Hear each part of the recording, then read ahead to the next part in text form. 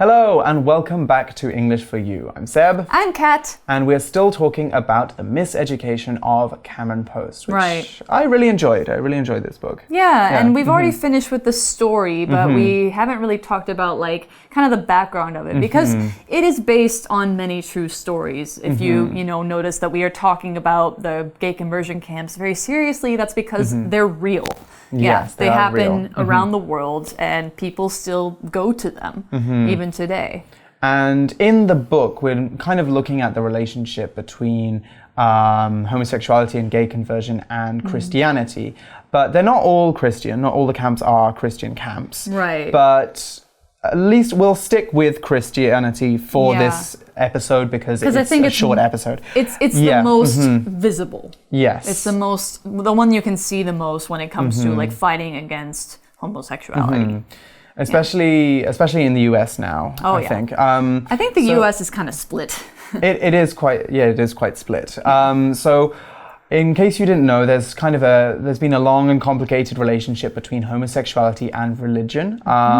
Historically in the past, well, a long time ago, it was less of a problem. And then it became a big problem. Care. And then and then it became a big thing. And then it became a big thing. And in recent decades, different churches have started to, some have changed, some have stayed very conservative, very 保守 towards the issue. So, for example, Lutherans, so 信义宗, they're not supportive of gay people getting married, but they have put out statements saying that they condemn homophobia and they don't allow it in their church. So that's an example of a church which is slightly different now to how it was before. I think the Catholic Church is somewhat similar, where the current Pope says that people shouldn't be condemned for being gay, but he also doesn't support marriage rights. Right, yeah. So it's...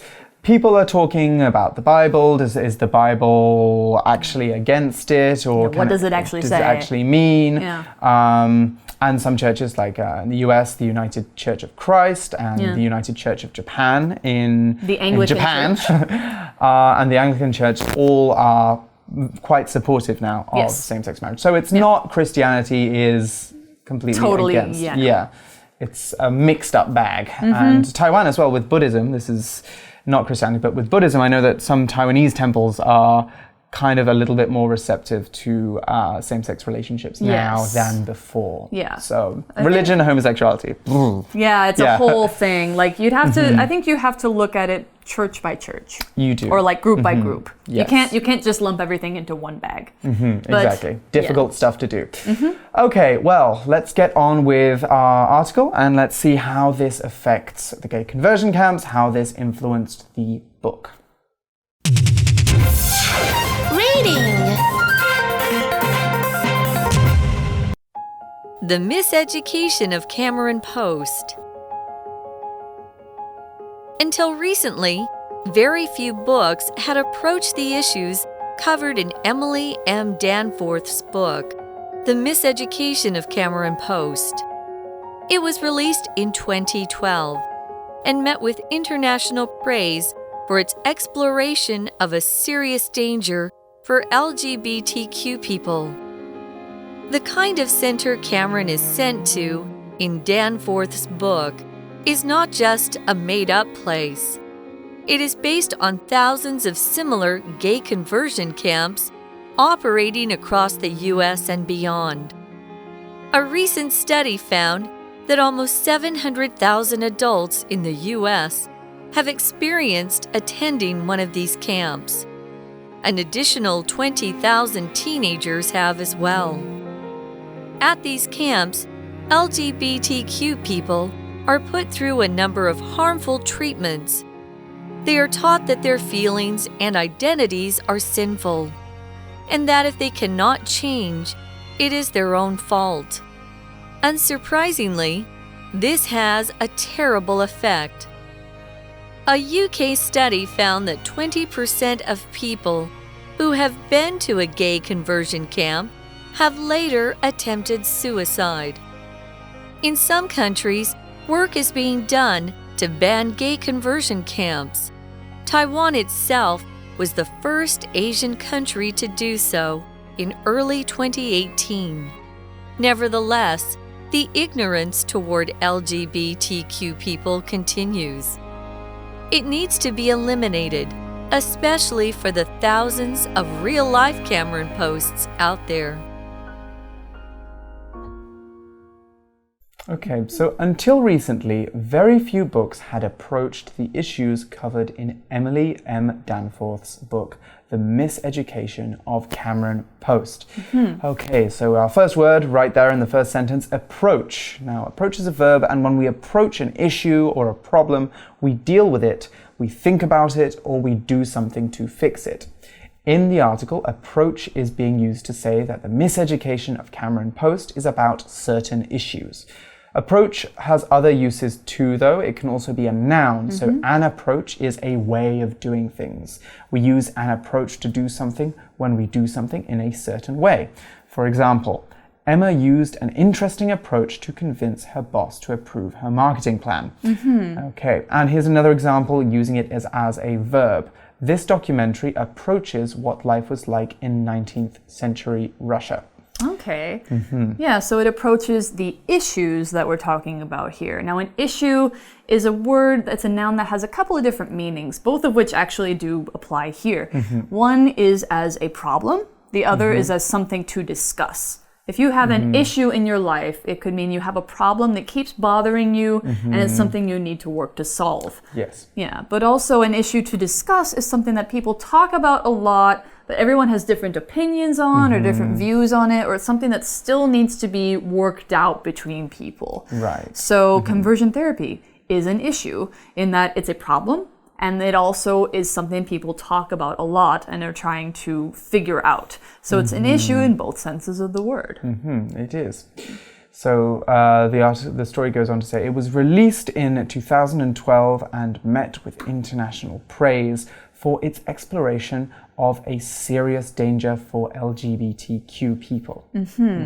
Yeah, so met with here. You might think we're talking about meeting somebody on the street or meeting in a coffee shop, but it's not that at all. It's like saw, or it's like people reacted to something this way. It means that the book's topics or the issues that it's talking about were the cause, and the effect was people praising it in many countries. It doesn't mean meeting somebody in the usual way, but more like encountering something or coming face to face with it. So it sounds like until now, there wasn't a lot of people talking about this very directly. Right. Or a lot of book companies didn't want to publish books about... They're like, oh, it's too controversial. Exactly. Too hot. Before, you weren't allowed to write a lot of things about homosexuality, at least in certain ways. Yeah. But this book did write about it, and its exploration of the issue was got a lot of praise. So exploration is a noun, and this means that the action of examining, talking about, or researching a topic. We're saying that the miseducation was liked because it was talked about because it talked about a serious danger for LGBTQ people. We'll get onto what that is in a minute, but first, what does met with mean? We already covered that, didn't we? Did. We already did. So met with means, we encountered it. So, what kind of discussions are they having? What kind of discussions does the book have about this? We see that the kind of center Cameron is sent to in Danforth's book is not just a made-up place. Right. Like I said, it exists in real life. The article says it is based on thousands of similar gay conversion camps operating across the U.S. and beyond. So U.S. and many other countries. Yeah. Yes, in the US there's a lot clearly, because the article says a recent study found that almost 700,000 adults in the US have experienced attending one of these camps. That's a lot. So there's got to be a lot of camps for all of these people to have gone. Or they've been operating for a very long time. Yes, that's true, because I think before you could be sent to a gay conversion camp as a punishment for being homosexual when there was a law against homosexuality. Yeah, there used to be laws against that. In some countries, there still are laws against that. It's true. An additional 20,000 teenagers have as well. Now, these are just people who are teenagers right now. That's crazy to me. It is crazy. At these camps, LGBTQ people are put through a number of harmful treatments. And if you're looking at the article, you can see that we've used those quotes there. And that means that we're saying that they call them treatments, but they're not really treatments. They're not what we would understand are treatments. So they are put through these treatments. Yep. When we say that somebody puts somebody through something, this is a phrase that means you force them to do something that is painful or hard for them, or you keep somebody in a situation that is very, very difficult. This person is suffering, and often it's not for any good reason. You might put somebody through something thinking that it's going to make them better, but sometimes you just do it to be mean. But that's why we have quotes around the word treatments. These are not actually good for them. When we put quotes around something in English that way, it means that we're kind of questioning whether that is really the meaning of the word. So that's why we put quotes around it. Great definition, Kat. What are you saying about my definition? No, it was a good definition. It was a good definition. Anyway, so yeah, they're put through these treatments. They're taught that their feelings and identities are sinful, and that if they cannot change, it is their own fault. That's so getting into those issues that we were talking about yesterday. Yeah, so we're talking, this is a really important word that we have in this sentence, identity. This is a noun that I think is really important, especially when you're talking about people who are coming of age or coming out. An identity is a noun that means it's who you are in every way. So our identities are made up of all the different parts of ourselves. So me, for example, some parts of my identity are I'm a woman, I'm queer or gay, I'm American, I'm a atoa, I'm a 30-something, I'm a cat owner, I'm a daughter, I'm a roommate, I'm a partner, and many, many, many more. That's like all the parts of my identity. So the identity is the whole of who you are. All the things that make you you. Yep. Which is a beautiful thing.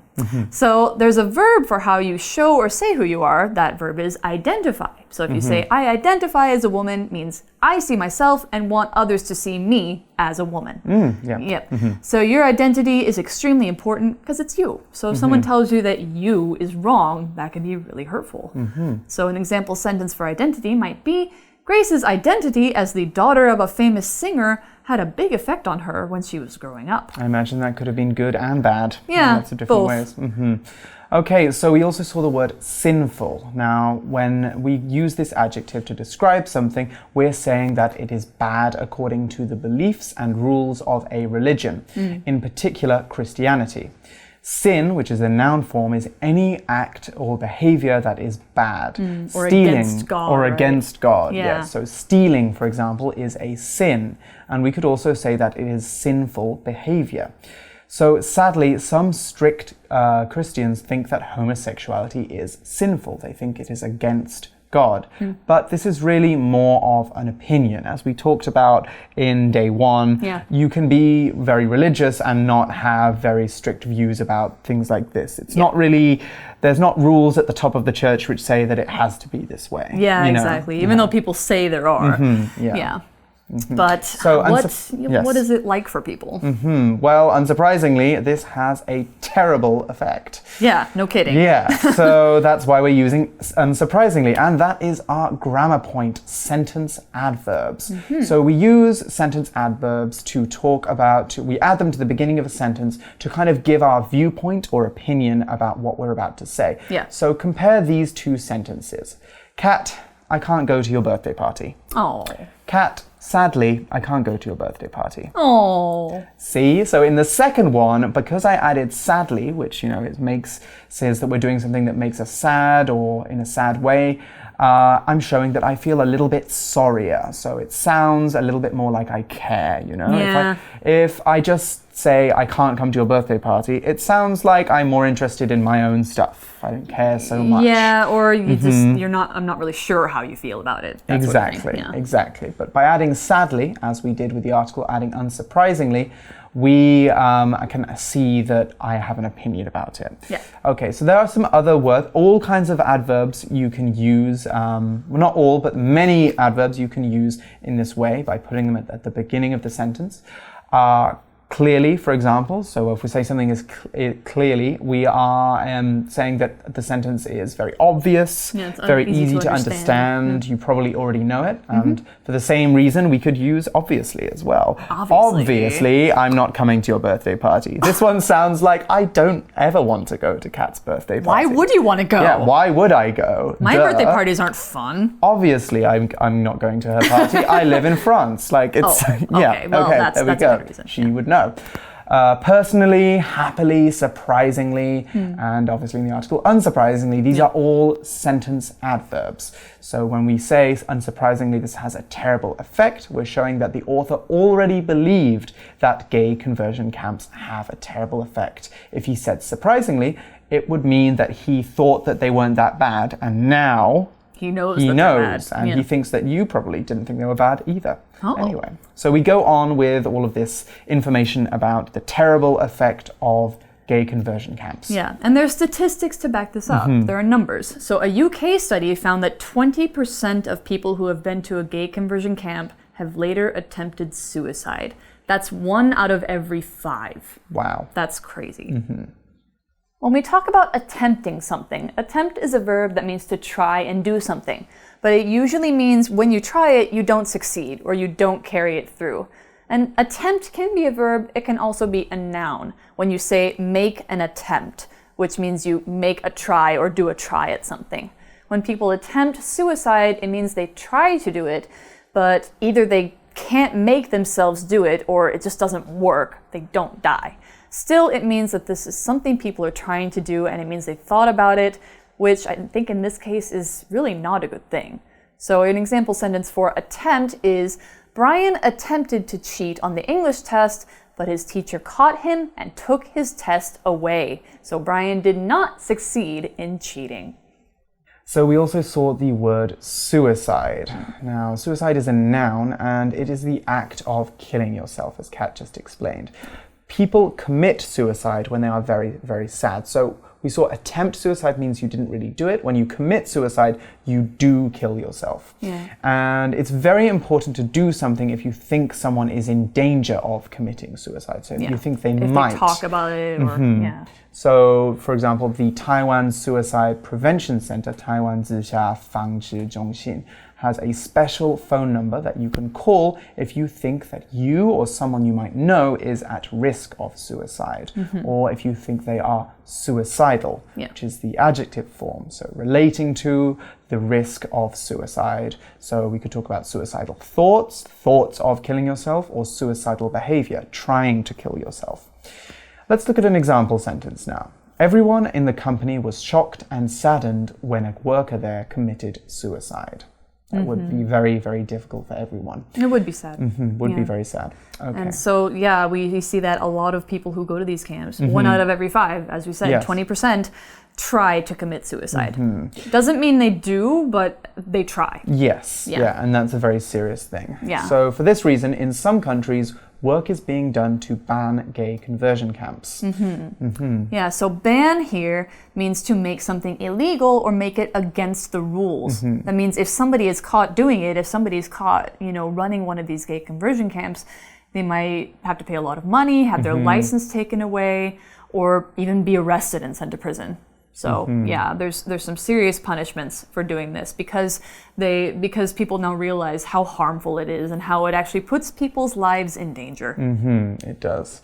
So Taiwan itself was the first Asian country to do so in early 2018. Yay! Go Taiwan! Ooh, Hooray! Yeah. Nevertheless, the importance towards ignorance, right? Well, I mean, it is important. The ignorance toward LGBTQ people continues. Yeah, so basically, there's still a lot of people who believe incorrect things about us. Yes, for sure. There are. I think we are going to be talking about that a little bit later on. But first, let's look at nevertheless. Okay, so we use nevertheless, an adverb, and it's one word, so nevertheless. We use nevertheless kind of like but. In other words, we use it when the point we are about to make is different to the one we just made, like this example sentence. I don't like going to weddings. Nevertheless, I will go to Helena and Jeffrey's because they are friends of mine. I don't know who hates going to weddings, but there we go. He said one thing, he doesn't like going, but he will go. Nevertheless, he will go. We could also use nonetheless in the same way, which is spelt, it's also one word, N-O-N-E-T-H-E-L-E-S-S. Nonetheless. I don't like going to weddings, nonetheless, I'll go. Okay, so yeah, it's getting better, but nevertheless, there's still a long way to go. It still exists. Yeah, it needs to be eliminated, it being ignorance against people, like wrong ideas about gay people, especially for the thousands of real-life Cameron posts out there. Right, she's not just a character. Yeah. There's lots of people like her. There's probably a lot of girls who have almost the exact same story as her. So eliminate here is a verb that means get rid of something, make it go away completely. So when you eliminate something, it usually won't come back, it'll be gone forever, especially like wrong-headed ideas. Especially when people learn the truth, they usually don't go back to believing in untrue things because they've seen otherwise. We can certainly lessen ignorance toward LGBTQ people, but do you think we can really eliminate it and stamp it out forever? Oh, that's going to be a very complicated thing to do, I think. It's not just religion that is an issue in ignorance towards different genders and it's sort of sexualities. like people who see people who are different than them often just don't understand it. Right, that's the thing. I think there needs to be a whole different education for young people. Not a miseducation. Not a miseducation. And this has to go on for a long time, like generations, I think, to get rid of. But that does not mean that we shouldn't try. Yeah, of course. So an example sentence for eliminate. The teacher eliminated the problem of her students looking at their cell phones during class when she started collecting them at the beginning of each class. Can't look at your cell phones if they're in the bag at the door. Or on the board. Or on the board, yeah. Okay, so that's all we've got time for discussing the issues behind the miseducation of Cameron Post. I hope you guys enjoyed this one as much as I did and Kat did. Yes, for sure. Didn't want to speak for Kat. Yeah. But we've still got one more For You Chat question, so let's go and check that out now.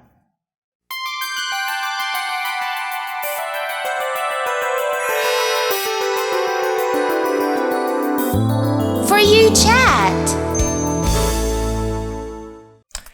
Right. A wider question for today. What are some other difficulties that young LGBTQ people face? Yes. How can we make life better for them? Yeah, because I mean, gay conversion camps are not even, most people don't go to them, thankfully, but that's definitely not the only problem. Yes, no, it's not. I mean, there's a whole spectrum of different problems faced. From being misunderstood to being hated. Or having violence done against them. I think something that every LGBTQ person goes through is a thing called microaggressions. Yeah. And not just LGBTQ people. It's anybody who's got like a minority in society. Yes. Yeah. So it could be because of your race. It could be because of your background. But if anybody ever expresses some very small things that kind of let you see how they see you. So I think of the gay best friend thing. Yeah, so I've definitely had some friends making assumptions about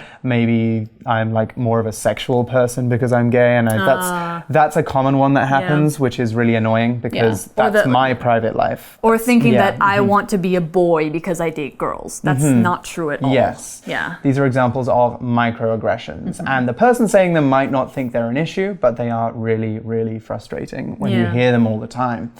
But there are much bigger issues as well. Being cast out by your families. A lot of young LGBTQ people actually become homeless. In fact, a really significant percent of homeless people are gay, are gay teenagers. Yeah. Really? Yeah, in the US. In the US at least, Right, because they're not at an age where they can make money for themselves, survive on their own. They need their parents' support. But some parents are just too ignorant, basically. There's no other way of putting it. They are just ignorant. They can't overcome their child, the fact that their child is gay. Like, they see that as more important than loving them. Yes, and that's a very, very sad thing, really. And also sad if you are a Christian, because I think that the most important thing there is, empathy and being loving towards other people. Yeah. So, you need to try and put yourself in someone else's shoes. Exactly. A little bit, yeah. Yeah, walk a mile in somebody else's shoes. Exactly. That can be our pocket phrase go for next month. Yeah. So, I think the most important thing is just have conversations and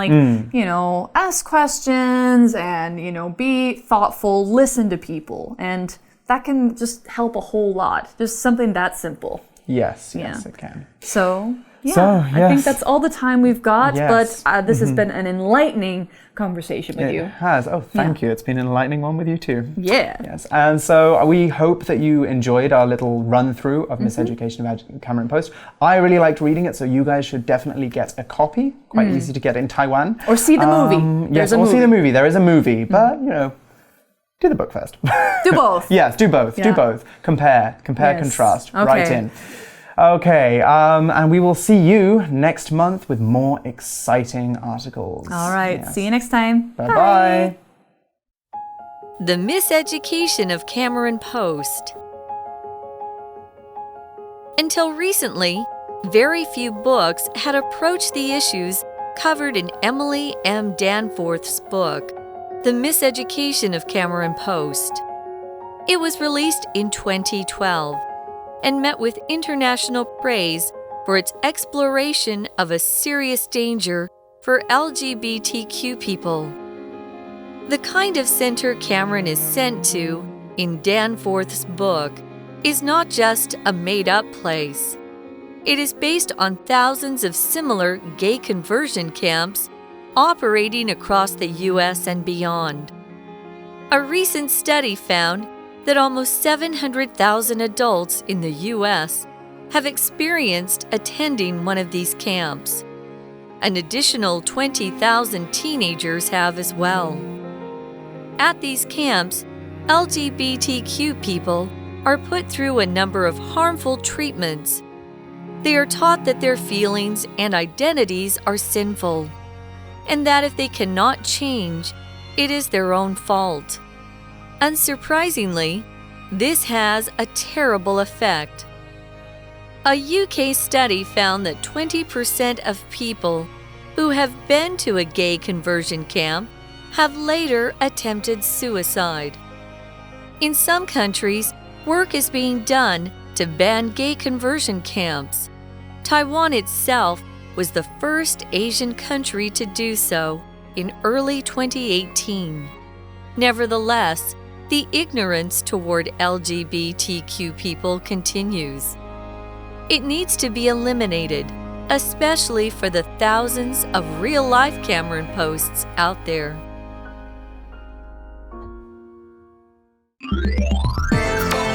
Vocabulary Review. Approach. The new manager is the first person to approach this company's serious financial problems. Identity. Being an Asian who was born in the U.S., Sean feels that he has two cultural identities. Attempt. Rita attempted to read the book in less than a week, but she failed to do so. Suicide. Benny's suicide made his friends and family both shocked and sad. Nevertheless. I don't normally like chicken. Nevertheless, the chicken you made tonight was delicious.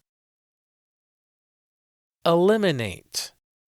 Polio was a dangerous disease in the 1950s, but today it has been eliminated from most countries. 智慧小补帖 Issue. Exploration. Sinful. Ban.